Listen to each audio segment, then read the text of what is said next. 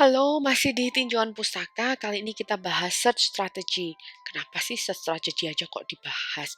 Ya karena kalau kamu salah memasukkan keyword, maka artikel yang didapatkan itu bisa yang berbeda dari yang diinginkan.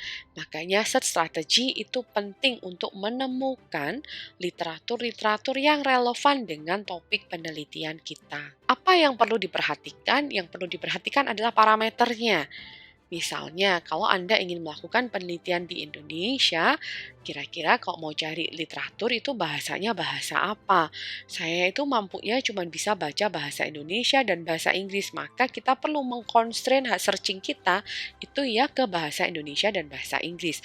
Dengan demikian, keyword yang digunakan untuk searching ya harus bahasa Indonesia atau bahasa Inggris. Jangan pakai bahasa Jawa, bahasa Madura, bahasa Mandarin. Nanti ketemu hasilnya kita nggak bisa baca. Parameter dalam searching yang lain itu adalah topik. Kalau kita sudah punya topik saya adalah tentang financial reporting fraud, maka itu yang menjadi fokus untuk mencari.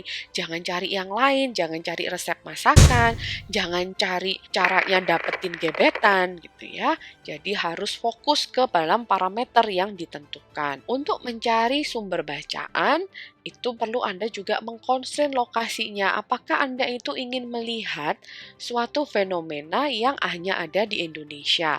Ataukah bisa juga fenomena ini ditarik ke arah global? Atau Anda ingin melakukan penelitian dalam region Asia Tenggara? Ya, ini perlu ditentukan. Yang tidak kalah penting, Anda harus menyesuaikan periode penelitian, periode di mana Anda ingin membaca artikel-artikel. Biasanya periode penelitian ini di set 10 tahun terakhir, tidak lebih dari itu. Kenapa ya? Karena kalau lebih dari itu bisa jadi topiknya sudah usang atau artikelnya udah usang, udah banyak pembaharuan. Selain itu, Anda juga perlu mempertimbangkan tipe literatur apa yang ingin Anda baca. Apakah Anda ingin hanya fokus ke jurnal artikel atau buku atau aneka macam yang ingin Anda baca. Jadi, pastikan dulu sebelum searching itu menentukan parameternya apa. Yang kedua, kalau kita sudah memastikan, oke, saya akan mencari artikel yang bahasa Indonesia atau bahasa Inggris dengan topik financial reporting fraud, yang lokasinya di mana saja boleh karena saya ingin melihat perkembangan di dunia. Langkah yang berikutnya adalah Anda harus bisa menentukan terms dan frase atau keyword yang ingin dicari itu apa. Kalau Anda ingin mencari financial reporting fraud, ya tentu saja keywordnya financial reporting fraud. Bisa jadi accounting fraud itu menjadi keyword. Jadi Anda harus cerdas dalam menentukan keyword yang relevan dengan topik penelitian Anda supaya hasil yang didapatkan itu juga relevan. Biasanya keyword ini cukup spesifik, jadi hasil pencarian itu bisa fokus ke topik yang ingin dicari. Hari gini ya, kalau kita mau mencari, maka biasanya carinya ya online. Online itu bisa kita menggunakan database online, bisa juga dengan search engine. Kalau kita menggunakan database online seperti misalnya EBSCO, ProQuest, atau melalui Emerald, tuh kita bisa menggunakan Boolean search. Jadi ada teknik tertentu untuk mengconstrain bagaimana sih supaya artikel yang didapat itu relevan. Ya, search engine ada macam-macam yang bisa digunakan. Kalau Anda hanya Google, ya maka yang keluar itu dari aneka macam sumber, dari berita iya, dari blog iya, dari website yang lain iya. Tetapi kalau Anda ingin mencari sumber-sumber yang akademis itu biasanya pakai Google Cendekia atau Google Scholar. Kalau sudah tahu nih, oke, keyword saya ini saya mau cari di Google Scholar, nah, ketika Anda mengetikkan financial accounting fraud atau financial reporting fraud, yang muncul itu bisa jutaan. Bagaimana kalau jutaan, masa harus dibaca semua? Ya enggak, gitu ya. Maka Anda harus menentukan kriteria untuk menseleksi. Jadi yang diambil itu adalah yang relevan saja. Biasanya peneliti itu begitu searching, kemudian muncul hasilnya itu jutaan, maka dilihat judulnya. Dari judul bisa jadi relevan, bisa jadi tidak. Kalau judulnya itu relevan, masuk diklik, dibaca abstraknya. Apakah dari gambaran abstrak kira-kira artikel ini relevan atau tidak. Kalau relevan berarti baru di-download, kalau enggak ya sudah dihempaskan. Nah, ini sebagai contoh kalau kita pakai Google Scholar gitu ya, kemudian yang dicari adalah accounting education. Nah, ini ketemu 98.400. Loh, itu kok ada tanda kutip duanya? Iya, kalau ada tanda petiknya itu berarti frase accounting education itu harus bersatu, tidak bisa dipisahkan dengan yang lain. Jadi, hasilnya itu akan jauh lebih sedikit daripada kita hanya googling accounting education tanpa ada tanda petik dua di depan dan di belakang. Kalau kita pakai accounting and education, maka yang muncul bisa jadi artikel-artikel yang ada di accounting dan juga artikel-artikel yang ada di education dan juga artikel-artikel tentang accounting education. Ini yang disebut sebagai Boolean search gitu. Jadi ada macam-macam cara untuk mencari supaya lebih spesifik. Kita juga bisa mengunduh artikel dari Simago. Nah, Simago ini alamatnya adalah simagojr.com.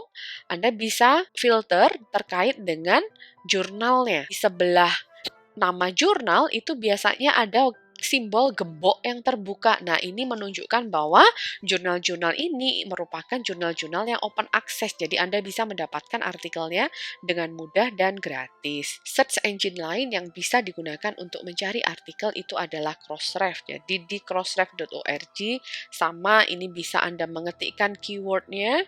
Kemudian, bisa juga dipilih kategori sesuai dengan keinginan. Misalnya, saya hanya ingin baca jurnal artikel aja deh. Saya hanya ingin mau membaca tentang conference paper aja. Nah, ini bisa dipilih dan juga bisa ditunjukkan trend research-nya. Crossref ini sangat bermanfaat untuk mengconstrain jenis dari literatur yang ingin dibaca dan juga untuk melihat tren penelitian. Yang lain itu bisa Anda dapatkan juga artikel dari Open Knowledge Maps. Jadi openknowledgemaps.org ini sangat membantu sekali terutama bagi Anda yang mau mencari ide penelitian. Kita ketikkan keywordnya, sebagai contoh saya ketikkan voluntary disclosure, maka dia akan menunjukkan heat map. Ya, bunderan-bunderan ini, bubble-bubble ini disebut heat map.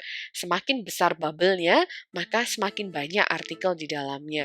Sebagai contoh di sini itu kita bisa lihat accounting empirical evidence investor reaction itu bunderannya besar, berarti ada banyak artikel yang ngomongin voluntary disclosure dalam konteks accounting empirical evidence atau investor reaction. Jadi ini sangat memudahkan sekali untuk mencari ide penelitian.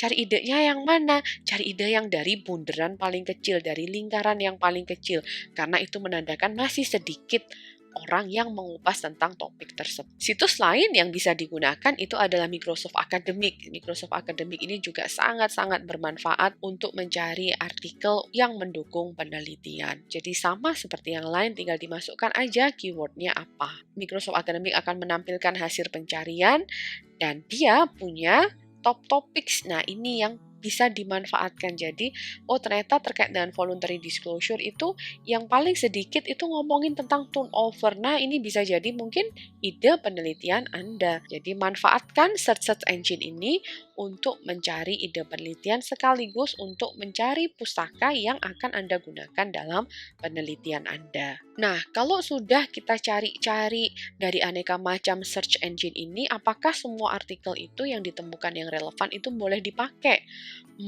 Tunggu dulu. Bisa jadi artikel itu relevan tetapi kualitasnya diragukan. Nah, di video berikutnya kita bahas terkait dengan jurnal predator. Jangan sampai kita mensitasi artikel-artikel yang berasal dari jurnal predator dan jangan sampai pula Anda mempublikasikan hasil penelitian di jurnal yang predator.